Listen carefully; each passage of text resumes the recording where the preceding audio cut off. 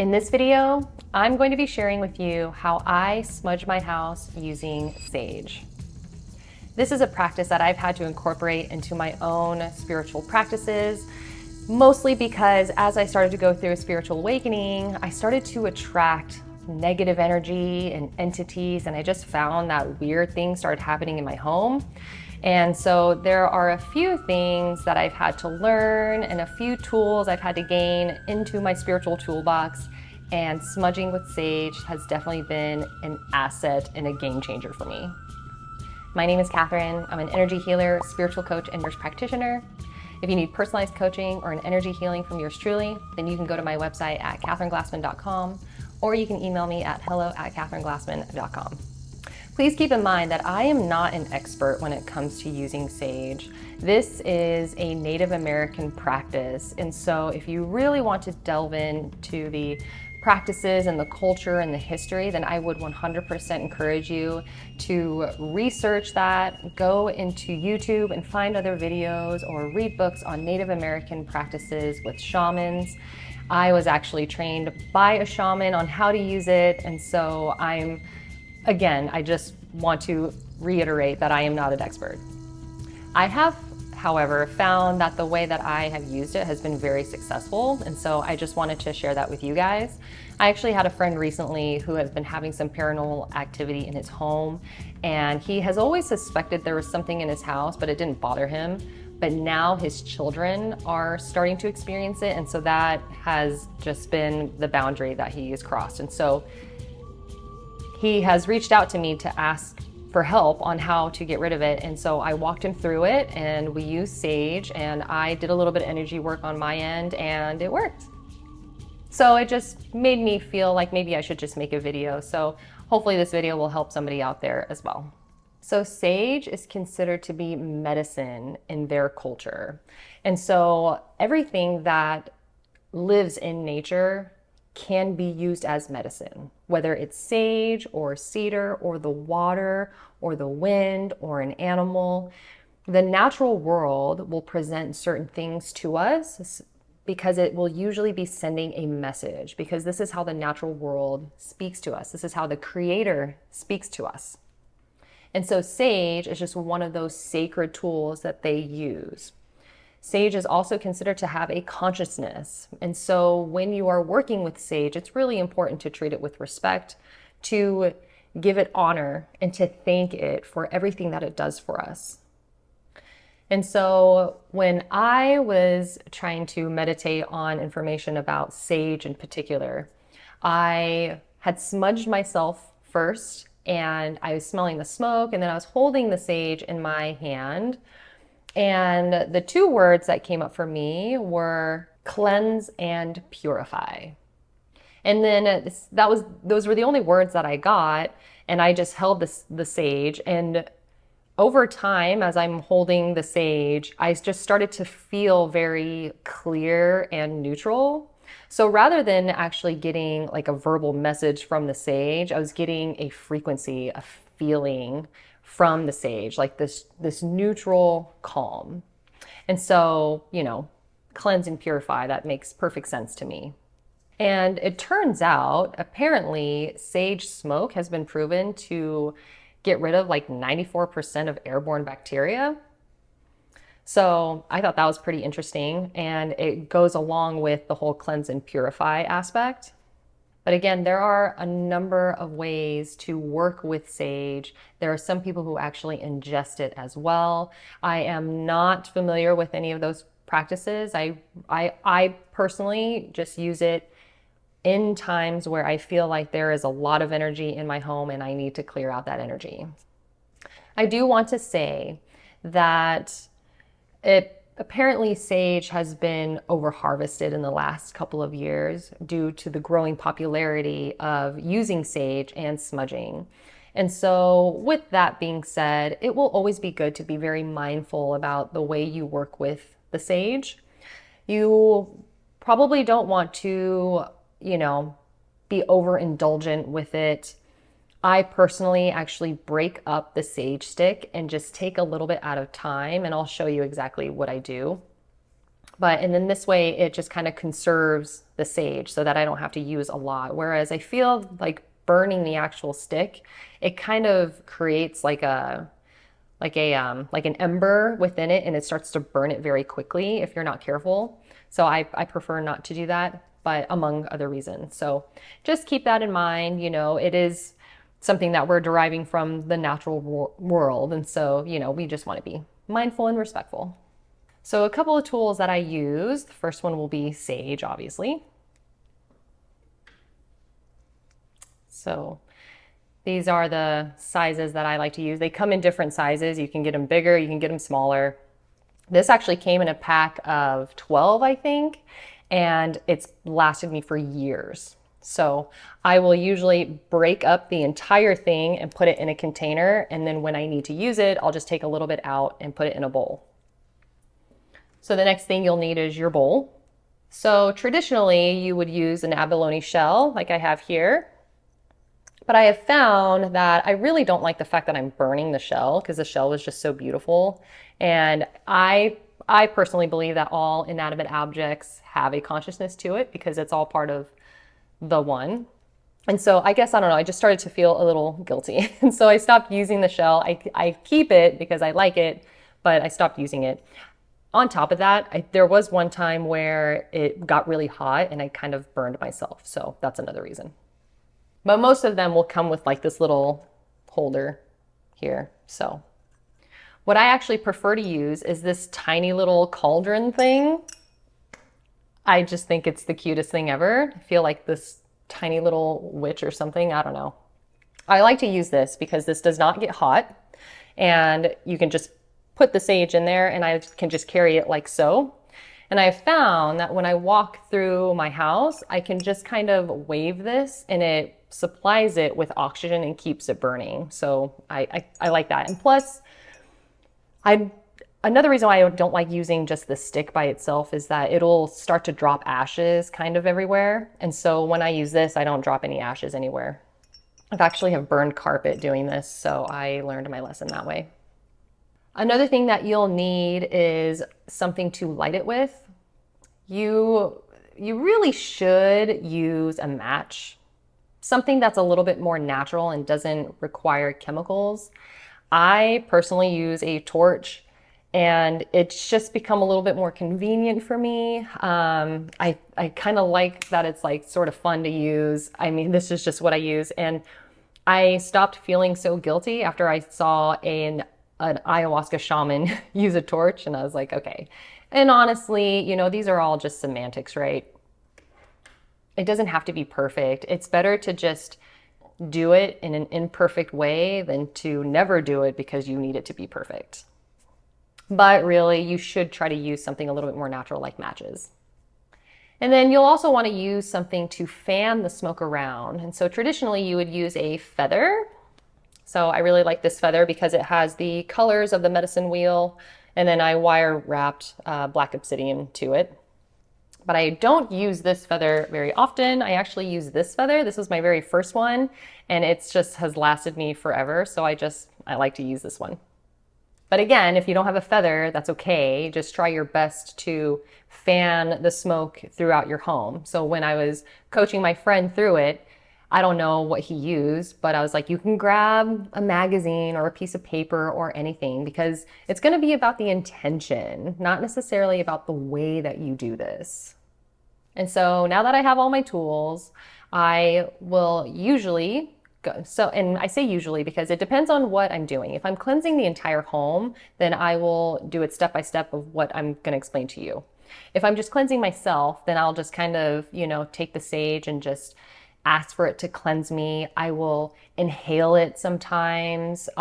I think of myself as having an aura, and so I want to get the sage smoke everywhere in my aura, basically. So to cleanse my home, I will go to the front door, and you'll want to make sure that your pets are, locked up or they won't run away or anything like that, and you're not going to be disturbed.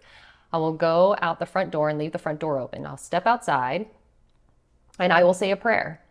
I have a very specific prayer that I like to say. This prayer incorporates some Native American practices and some pagan practices and I will just recite it for you here. So I will hold the sage in the bowl.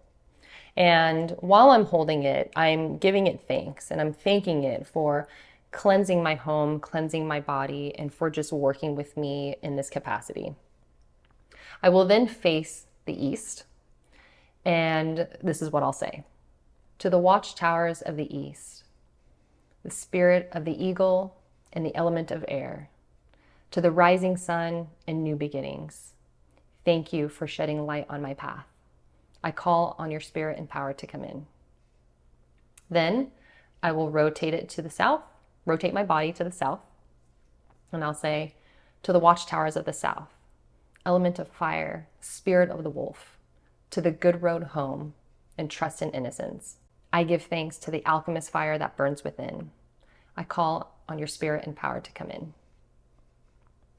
And then I rotate my body to the west, to the watchtowers of the west, element of water, spirit of the bear, to the dark waters looking within and out, to emotion. I give thanks for washing away all that doesn't serve me. I call on your spirit and power to come in. And then I rotate to the north, to the watchtowers of the north, element of earth, spirit of the buffalo, to the wise ones who have come and gone, to the snow-capped mountains. I give thanks for giving me a new perspective. I call on your spirit and power to come in. I then take my hand and I place it on the ground, and I say, to Mother Earth, Mother Gaia, Pachamama, to the home of the two-legged, the four-legged, and those that swim, crawl, and fly. I give thanks for your everlasting patience with us and for giving us everything that we've ever needed. I call on your spirit and power to come in. And then I raise my hands to the sky and I say, to Yahweh, to God, to source frequency, to the one with no name. I give thanks for being the creator of everything that I see and of everything that I don't see, and for helping me remember that I have the creator powers within. I call on your spirit and power to come in. I then place my hand on my heart and I say, to my angels, my guides, my departed loved ones, and my departed pets, thank you for walking this path with me and for guiding me along the way. I call on your spirit and power to come in. So this is a personalized prayer that I have come up with that I like to use before I do my own cleansings, okay? That's just giving you an idea of what I do. In the native practices and in pagan practices, they like to call in the elements, which I love, and they call in the corners, which is what I also love. We're using the powers of nature to help us because everything is all working together. And then of course, you know, ultimately it will be source frequency that will be helping me with this. And, you know, I may not say this prayer every single time, but when I'm getting down to business and there is actually something very serious in my house and I need to take care of it, then I will 100% say this prayer, among other things. But I just want you to kind of get an idea of what it is that I personally do. And so after I say the prayer, I start smudging myself, okay? I get the smoke all around me. I get it behind my back because you have energy centers that come out of your back. Get the back, I get underneath my feet. So I want to get that entire auric field, okay? And then when I go into my home, I go clockwise, okay?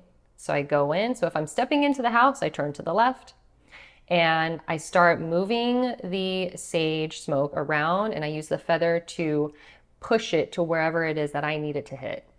And the key, and it doesn't have to be perfect, but you want to get every nook and cranny that you can, because entities, energies, they can dematerialize, right? But they still stay in like an energetic form. And these energies can get into these little crevices and corners within your home. This is why it's really good to clean your home and to keep it clean, because energies can be stored in little spaces that you're not really paying attention to. This is why people who are hoarders, they can like hold energy, like a lot of energy into their homes because there's so many places for them to hide. And so I go clockwise, and you have to keep in mind that smoke rises. And so you have to kind of get the smoke a little low too. And you're just pushing it into the corners, you're getting it everywhere. You're trying to fill up the house with the actual smoke because it's the smoke that's going to be doing the cleansing. And while I'm going through my house, I will continue to say my intention. If there is an entity that I'm trying to get rid of, I will speak directly to the entity, and not in an angry manner, not in a scared manner, but in a very neutral but affirmative and direct way. You are being commanded to leave now. This house is a house of light. It is a house of God. Only those of a high vibration and of the highest good and the highest intentions for everyone involved are allowed within this home. And if you are not of that light, then you must leave now. And then at the same time, I'm also visualizing white light coming into the house and cleansing out the house as well, okay? While I'm visualizing that, I'm also asking Archangel Michael and Archangel Azrael to also assist me in removing these entities. Archangel Michael is the protector. Azrael is the angel of death. He is in charge of escorting those energies over to the other side. So if they choose to transmute back to the light or back to God, back to source frequency, then Azrael will be there to assist them. But if they do not want to do that, then Michael is just going to make sure that they are not here anymore. So there's a lot that's going on. So I do this because, not everything is going to be perfect. I might miss a corner of the sage, right? Or I might, mess up a prayer or something like that. But it's all about the intention. And as long as I'm reiterating my intentions and what I'm trying to do, then the universe, my guides, my angels, everyone that I have called in, we all understand what I'm trying to accomplish. So I move through the house and I get every little nook and cranny. Okay, I get the closets. Please be mindful to not light the sage underneath a smoke detector, especially if you are a little nervous or if there is some sort of darker energy that you're trying to get rid of out of your house. If you set that thing off, it'll probably spook you. So just be careful. And so once I've gone out through the entire house and I reach the front door again, I step out of the front door and I smudge myself again. And at this point, I'm kind of wrapping it up and I'm saying, my final last intentions. And I say, and so it is, and so it is, and so it is. I say it 3 times to really lock in that intention. And this signals to my spiritual legion that I have now concluded the task. Once I do that, I thank every single one of them for assisting me, and I wish them well and wish them peace. And then we are done. And so after about 5 or 10 minutes of allowing that smoke to really work its way throughout the house, I will then go into the house and open up all the windows and really air it out well. I'll turn the fan on and all the things. Sometimes using the smoke can be a little irritating, especially if I have allergies. My hair retains smells and smoke very easily. And so I try to do it around before I have a wash day. I just saged myself. Then I can smell it in my hair, which is fine. But sometimes you don't want to smell like that all the time. So just keep that in mind. You'll want to be courteous to anyone else that's living in the house, and you'll want to air it out. I have never had this not work. And so will it work for you every single time? I would certainly hope so. It's going to be about the intention, and it's about the belief that you have behind it. Because I've never had this not work, I know for a fact that it will always work. But it's that confidence that is going to make it work. Because when you call in a legion of God's warriors like that, it's just, you just can't mess with it. You're just not gonna win. Which is another reason why I like to call them all in, and I just try to do as much as I can, because I'm just not going to lose the battle. I won't. And then when you're done, you really should feel a difference, especially if you're an empath and just a little sensitive, and especially if there was an energy in your home, you should be able to feel a difference immediately. I know if there is something in my house by my mood changes. If I start to get a little irritated or like angry or just mad for no reason, that is the first signal that I have that there is something in my house or that I have an attachment like on me. And so I will smudge the house and then immediately feel neutral. I'll never feel happy or elated. I will just feel normal and neutral, which is exactly what I want. And when you're done, you have to keep in mind that that cleanse is not going to last forever. And so you want to extend that cleanse for as long as you can by keeping a high vibration within your home.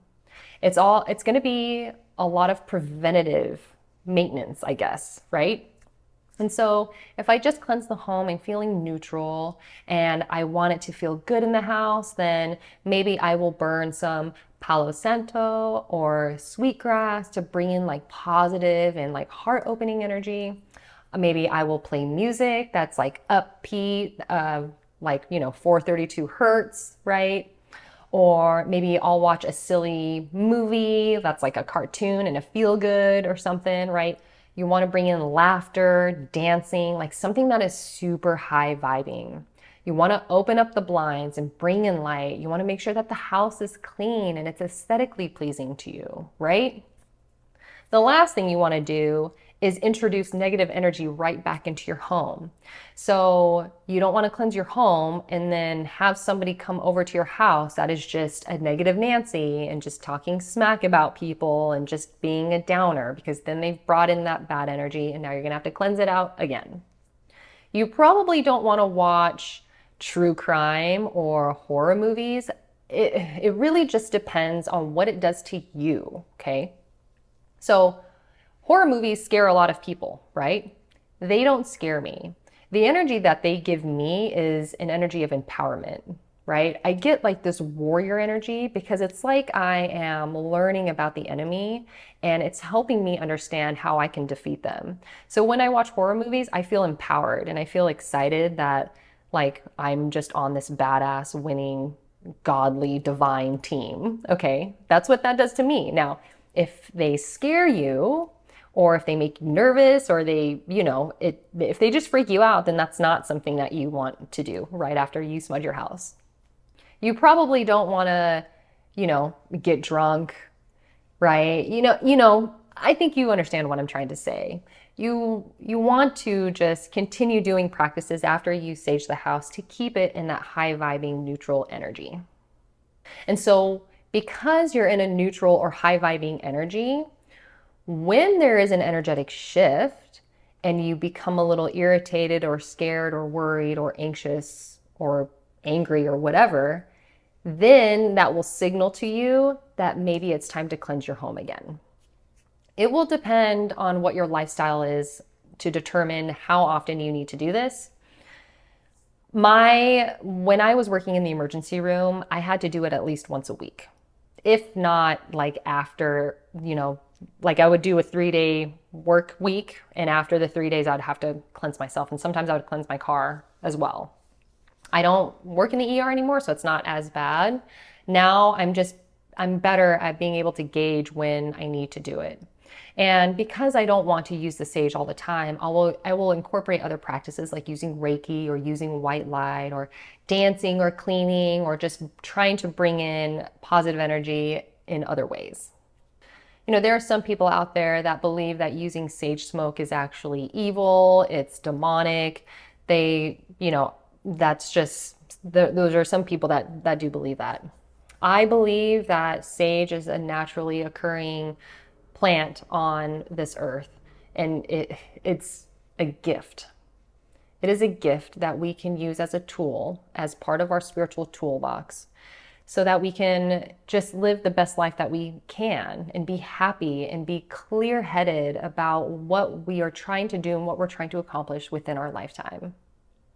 And everything that exists is of God. And so if if you treat it as the gift that it is and you remember where the gift came from, then I really don't think you'll ever fail using it, to be honest.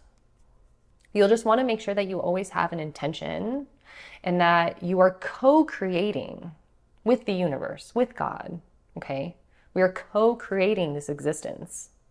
We are not doing this alone. We have a legion behind us, helping us.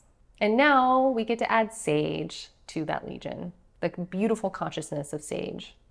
So I'm excited for you to give it a try. Make sure you try to come up with a personalized prayer for yourself. I just wanted to share mine with you so you kind of had an idea of what I do, but you can literally use anything that you feel protected by, right? It can be, our Father who art in heaven, right? It can be a traditional religious prayer. I mean, it could literally be anything. Just make it your own and make it something that you really believe in. Call in your angels, call in your guides, and make sure you call in the big dog, source frequency, and you will have no problem getting rid of anything that you need to get rid of. But I love you guys. I hope you liked the video. Give it a thumbs up if you did. Consider subscribing, and I will see you next time. Bye.